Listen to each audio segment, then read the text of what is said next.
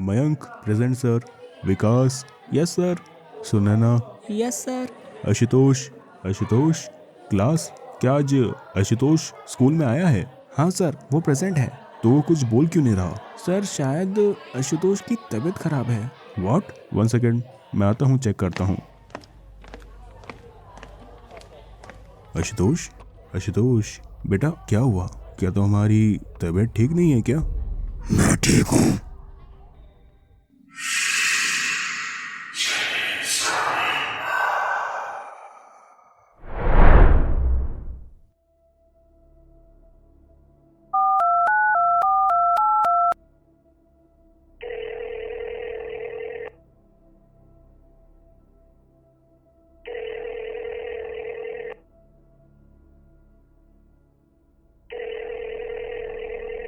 Hello mister Saxena.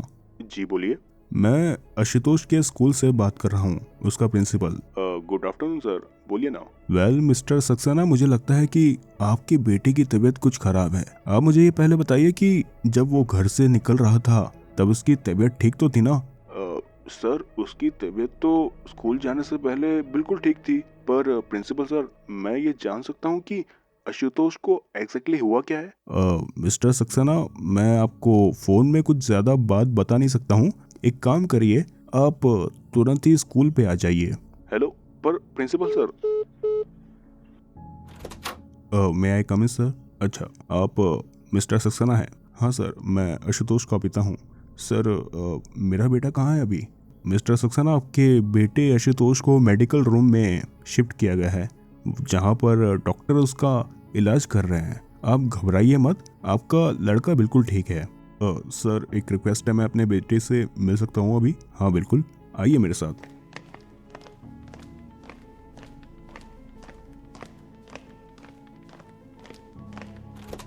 Ashutosh बेटा, Ashutosh daddy share, पापा तुम्हारे पास में ही है। बेटा क्या हुआ तुम्हें? सर आप ज़्यादा शोर ना मचाइए, पेशेंट को आराम करने दीजिए। पर डॉक्टर आशुतोष को हुआ क्या है? आप उनके रिलेटिव है या फिर कोई और? मैं इसका फादर हूँ। अच्छा बाहर आइए, मेरे को आपसे कुछ ज़रूरी बात करना है। सर मुझे ये बताइए कि क्या कभी आशुतोष को भयंकर तरीके से बुखार आया है आज से पहले कभी? हाँ डॉक्टर, आशुतोष को बुखार तो आया है, पर वो बुखार मैक्सिमम 40 से 45 डिग्री का ही था। ओके, पर सर आज आपके बेटे को जो बुखार आया है वो तकरीबन 97 फ़ारेनहाइट डिग्री का था। Oh my God, this is very critical stage. Doctor मेरा बेटा आप ठीक तो है ना? आप चिंता मत कीजिए, मैंने उसे इंजेक्शन दे दिया है।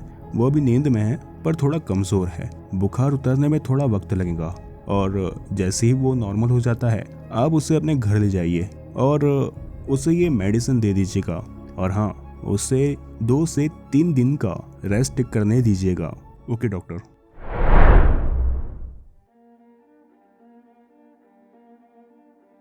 आशुतोष करीब 12 से 13 साल का एक लड़का था जिसकी तबीयत अचानक एक दिन स्कूल में खराब हो जाती है।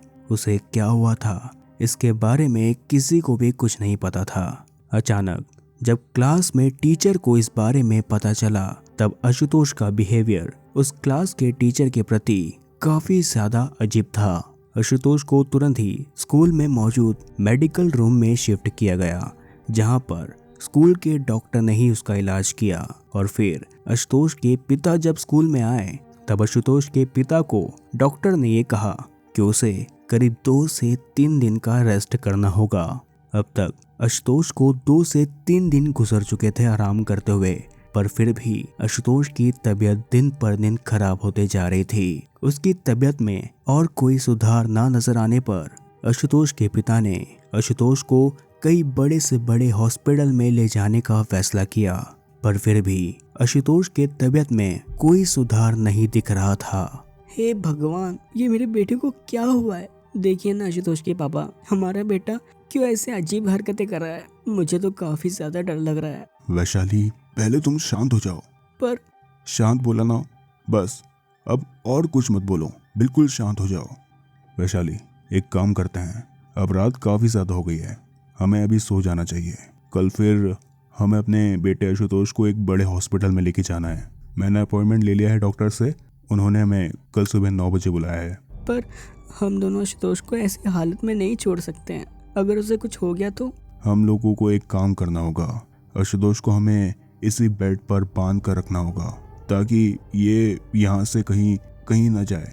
और फिर आशुतोष को बांधने के बाद हम लोग इसी के बेडरूम में सो जाएंगे ताकि अपने आप को कोई नुकसान ना पहुंचाए। ठीक है।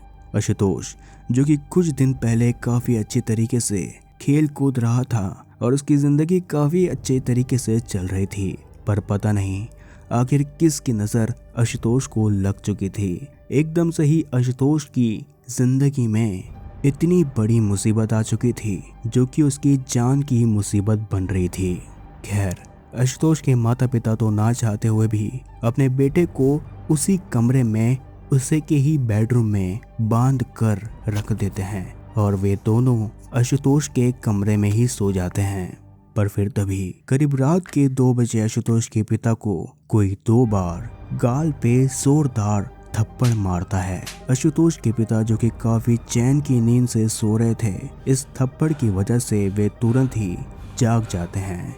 वे जागकर अपने अगल बगल में देखते हैं, पर आशुतोष के पिता को कमरे में सिर्फ अंधेरे के सिवा और कुछ नजर नहीं आ रहा था। आशुतोष के पिता मन ही मन में कुछ सोच ही रहे होते हैं कि तभी अचानक आशुतोष के पिता के मुंह पर कोई तकिया रखकर उनका गला घोटना शुरू कर देता है। पर फिर तभी आशुतोष की मम्मी नींद से जाग जाती है और आशुतोष के पिता की ऐसी हालत देख वे काफी ज्यादा डर जाती है। मिस्टर सक्सेना का गला और कोई नहीं बल्कि उन्हीं का बेटा आशुतोष घोट रहा होता है। आशुतोष अपने पिता का गला घोट रहा था और काफी अजीब तरीके से हंस रहा होता है। उसकी ये हंसी उस कमरे में गूंज रही होती है।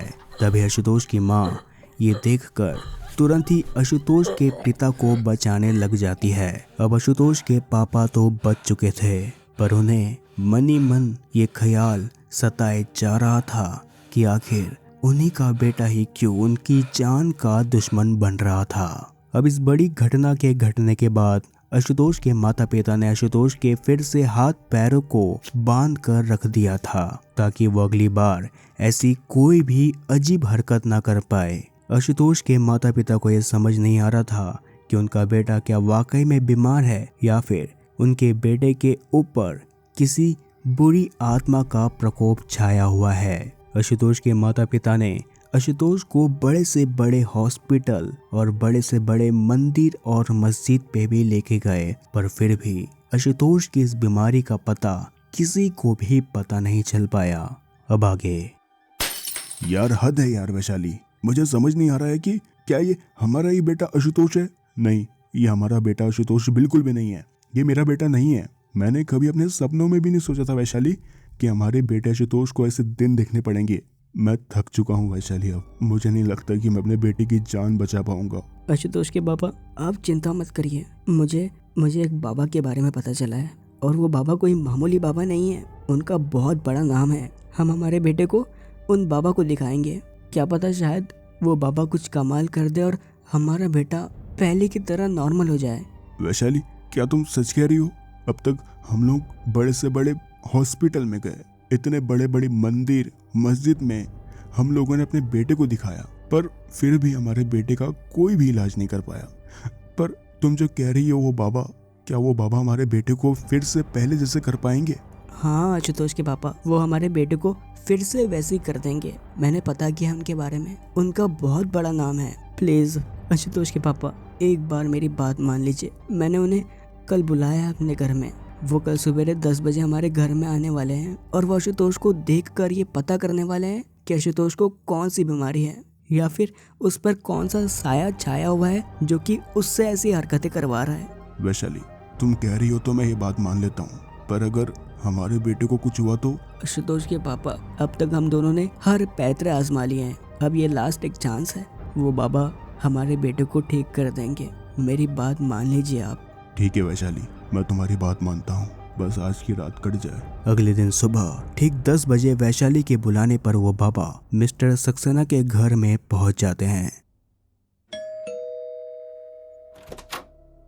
ओम नमः शिवाय। आइए बाबा जी, आप अंदर आइए। वैशाली ने आपके बारे में मुझे बताया था। आप अंदर आइए। ठीक है बेटा। ओम नमः शिवाय। बेटा, मैं जान सकता हूँ कि तुम्हारा बेटा आशुतोष कहाँ है अभी? उसे यहाँ मेरे पास लेकर आओ। जी बाबा। वैशाली, वैशाली, आशुतोष को भेजो यहाँ पर। ओम नमः शिवाय।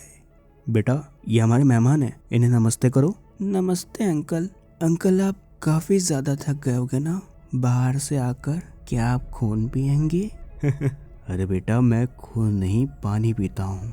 चुप कर बुड्ढे, अब तुझे खून ही पीना होगा।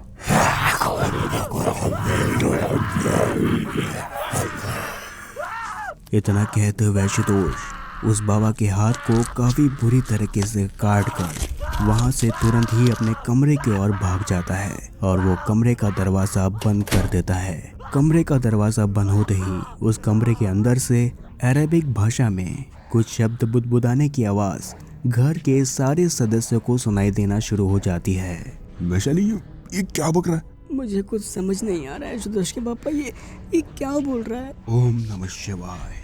आप लोग शांत हो जाइए। मुझे लगता है इसके शरीर को किसी बुरी आत्मा ने पकड़ लिया है। अनर्थ हो गया। इसने जो बोला उसने ये कर दिया। ये बच्चा कोई मामूली बच्चा नहीं है। जरूर इस बच्चे के शरीर में कोई बुरी आत्मा ने प्रवेश कर लिया है। हमें जल्द से जल्द इसका इलाज करना होगा। इसके शरीर से उस प्रेत आत्मा को बाहर निकालना ही होगा।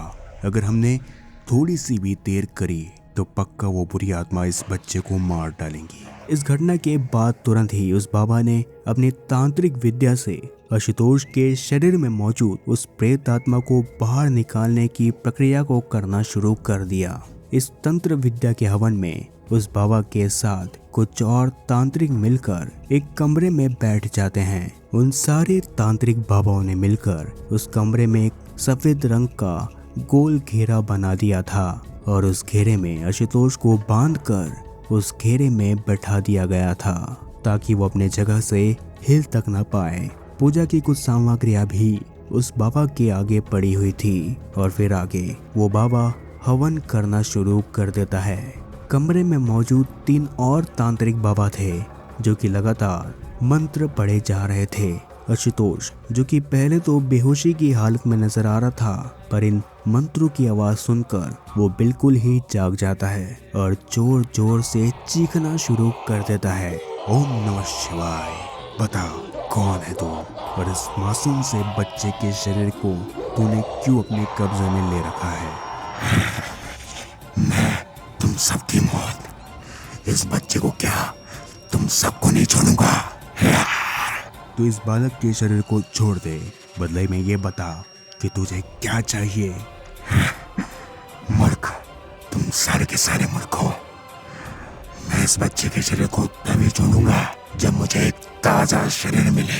तभी वो सारे तांत्रिक बाबा जो कि लगातार मंत्रों का उच्चारण करते जा रहे थे और उन्हीं में से एक बाबा जो कि आशुतोष के आगे एक जिंदा मुर्गे को रख देते हैं। ये ले, तूने शरीर मांगा था ना, अब इस शरीर को तू अपने कब्जे में कर ले और इस नादान बालक की जान को बख्श दे, वरना मैं तेरा ऐसा बुरा हाल कर दूंगा कि तुझे नर्क में भी जगह नहीं मिलेंगी। तभी लगातार उन मंत्रों के उच्चारण के बाद आशुतोष के शरीर से वो बुरा साया बाहर निकलकर आगे रखे उस मुर्गे के शरीर में चला जाता है। वो साया जैसे ही उस मुर्गे के अंदर चला जाता है कि तभी उस मुर्गे की सफेद रंग की आंख लाल रंग में बदल जाती है और इतने में अचानक उन्हीं में से एक बाबा अपने धोती में से एक चाकू निकालकर उस मुर्गे के शरीर से उसकी मुंडी को अलग कर देता है। अब आशुतोष का शरीर बिल्कुल नॉर्मल हो चुका था, जिसके बाद आशुतोष के माता पिता ने आशुतोष के शरीर में बंधी उन रस्सियों को खोल दिया था। ओम नमः शिवाय। अब ये पूजा यहीं पर समाप्त होती है। बच्चे को आप दोनों माता पिता आराम करने दीजिए और उसे जब होश आए तब उसे इस गौमूत्र को पिला दीजिएगा और साथ ही अपने घर के चारों कोने पर इस गौमूत्र को छिड़क दीजिएगा। पर ध्यान रखिए, अब तक खतरा टला नहीं है। हमने आशुतोष के शरीर से उस प्रेत आत्मा को तो बाहर निकाल दिया है, पर आप लोगों की एक लापरवाही वो बुरी आत्मा को वापस इस घर में बुला सकती है। अब हमारा काम समाप्त होता है। ओम नमः शिवाय। तो कैसे लगी आप सभी को आज की हमारी ये स्ट्रेंज स्टोरी। मैं आशा करता हूँ कि आप सभी को ये स्टोरी काफी ज्यादा पसंद आई होगी। तो अगर आप लोगों को ऐसे ही डरावनी कहानियां सुनना पसंद है तो आज ही हमारे चैनल स्ट्रेंज स्टोरी हब को सब्सक्राइब करें और साथ ही उस बेल आइकन को दबाना मत भूलिएगा, ताकि आप लोग ऐसे ही डरावनी कहानियों का आनंद ले सके और चैनल पे आने वाली हर एक अपडेट को पा सके। मैं मिलता हूँ अगली एक और नई डरावनी स्टोरी के साथ। तब तक के लिए डरना जरूरी है।